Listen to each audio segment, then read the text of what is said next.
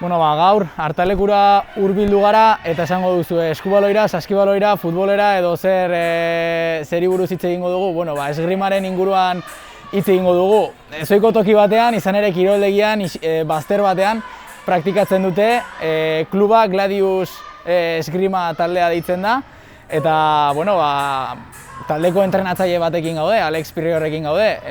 Kaixo, eta eskerrik asko gure gonbita jasotzagatik. Kaixo, arratsaldean. Bueno, gutxi jakingo dute Irunen esgrima talde bat dagoela. Azaldu guzu pixkat. Bai, bueno, esgrima orain dela 4 urte hasi ginen, eta bueno, pixkanaka ari da jendea guri ezagutzen, baina bueno, pixka kostaka. Aipatu didazu, 8 urte, duela 8 urte hasi zinetela klaseak hemen eskaintzen, eta duela 4 kluba sortu duzuela. Nola sortzen da hori klaseak emateko ideia, noiz ikusten duzue beharrezkoa klub bat sortzea, kontatu iguzu pixkat prozesu guzti hori. Bai, erabaki genuen taldea sortzea, hemen egoten ziren kurtsoak adina murrizten zuten. Ordu nahi genuen jende gehiago esgrima egitea, ja kirol ez ezaguna da, ja murrizten behar dugu adina, gero jende gutxiago etorriko da. Eta hor ikusten genuen, talde majo banuko gala, eta esan genuen, bueno, taldea sortuko dugu, eta ideia ona eraman genuen, eta oso ondo. Eta kuriositateagatik, zenbatekin hasi zineten orduan, eta zenbat pertsonak osatzen duzue gaur egun kluba? Hasi ginen 4 pertsonekin. Justo taldea sortzeko hori, 4 pertson, eta orain taldean badago, 21 pertsona. Bueno, beraz, pixkanaka jendea animatzen dela, eta zuek ezagutzen ari zaituztetela, nabaritzen ari zarete. Bai, ez da arraza, eta gaur egun badaukagunarekin zailago, baina pixkanaka lortzen ari gara. Bueno, ni adibidez oso gutxi dakit esgrimaren inguruan, orduan nahi nuke kontatzea pixkat esgrimaren kirola, nola funtzionatzen duen, ze askok ni bezala ikusiko dute, bueno, 2 pertsona ezpatarekin bata besteari burrokan. Orduan, nola funtzionatzen du puntuak eta guzti hori? Bai, pixkat ere hori da. Jendea pentsatzen du pelikula bat bezala, hori da badauka, baina esgrimaren helburua da gure aurkerari ikutzea. Ikutzea espatarekin, floretearekin edo sablearekin. 3 modalitate daude, horiek dira, florete, espata eta sablea. Hemen Irunen egiten dugu batez ere sablea. Haien ezberdintasuna da non ukitu dezakegun. Espatan adibidez ikutu dezakegu gorputz osoan.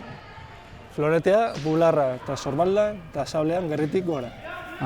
Eta nik uste jendeak izango duen kezka nagusia da, min ematen du sableak edo... Hori kezka nagusiena baina ez du, oso babestuak gaude, txaketillak, kareta, eskularrua dana berezia da, orduan ez dago inongo problemarik. Hemen 8 urtetan ez dugu inongo arazorik. Eta materiala lortzeko, zailtasunak bai ala ez, sarreran aipatu dut, hemen kiroldegian, kirol ugari praktikatzen dira eta eskuragarri dituzte saskibaloiko zapatillak, baloiak edo futboleko edo zer gauza, baina esgrimakoak ez dira inoikoak.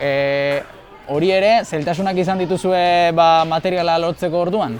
Ez gu talde bezala ematen diogu materiala.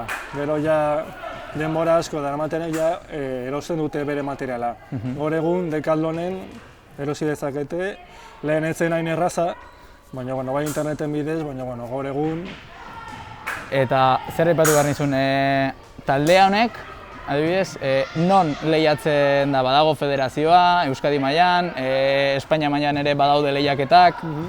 Bai, talde hau batez ere Euskadiko mailan, eta orain dela 2 urte hasi ziren estatu mailan, bai txikiek eta txapleketa ondo egiten, eta baita ere orain hasiko gea munduko txapleketara joatea.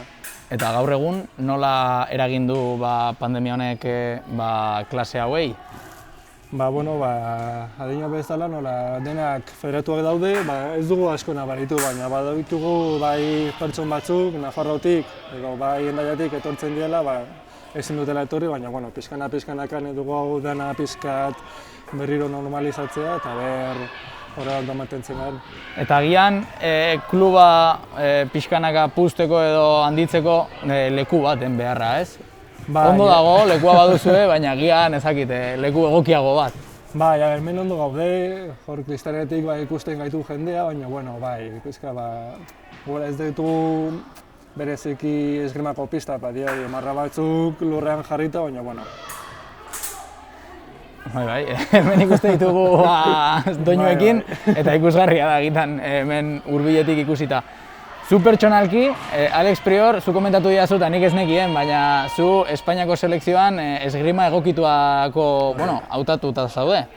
Edo behintzat sailkatu zera Espainiako pista egokituan. Bai, hori. Eta gutxi barru txapelketa ugari dituzu, komentatu pixkat. Bai, bueno, hurrengo bi asteetan daukat Espainiako txapelketa, eta gero ja hasten geha Tokio juteko sailkapenekin. Daukagu Europako txapelketa Hungarian, gero bi munduko kopa, bat Brasilen eta bestea Polonian.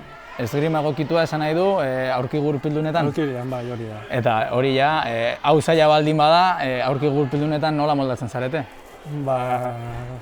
Ni uste zailagoa da aurkian, hemen atzea eta aurrera joateko oinak erabiltzen dira, han ez, han da bakarrik erreflejua. Besoak eta erreakzio bedura eta hori guztia. Eta zein helbururekin joango zara txapelketa horietara? Baduzu helbururen bat?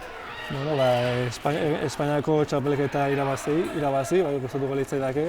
Eta gero ja munduko mailan ja besteago zara. Ja maila igotzen da, baina bueno, Europako txapelketan agian domin bat eskuratzea, ondo, ja munduko Oraindik ez duzu lortu dominik? Bai, 20 urte gutxigo mailan izan 2013an munduko txapelduna izan nintzen, baina gero ja maila seniorra pasatzerako ja nabaritzen da maila. Nabaritzen da, bai. Eta kluba, Gladius kluba aurrera egiteko, zer behar du Gladius klubak aurrera egiteko, nola ikusten duzu kluba, egonkortu da? Jendea, batez ere jendea probatzea, eta ni esaten dut behin probatuz gero, segurazki engatxatuko da, nik bezala. Jendea dukitzez gero, bestea bakarrik etorriko da. Aipatu duzu, 20 bat zaretela, horietatik emakumeak zenbat zarete? 3. 3 emakume, gustatuko litzaidake emakume gehiago etortzea. Bai, izan ere, beti ezpatarekin ibiltzea gizonezkoekin erlazionatutako zerbait da, ez? Eta errotuta daukagun zerbait da, agian hori falta zaigu, ez? Pixkat, saretze hori. Bai, pixkanaka emakume gehiago ikusten dira. Hemen, talde txikiagoa denik, pixkat jostaka, baina nire ustez, pixkanaka lortuko dugu emakume agertzea. Eta, elkarrizketa bukatzeko. Mezu bat, orain aukera duzula, Gladius taldea zer den eta bar zabaltzeko, mezu bat bota, jendea animatu eta bertaratzeko, behintzat probatzeko. Bai, probatu kirola, oso kirola ezberdina da, oso divertigarria eta behin probatuz gero, segurazki engatzatuko dezute. Bueno, Alex, mi esker gu jasotzagatik eta entrenamenduan uzten zaituzte. Eskerrik asko. Eskerrik asko.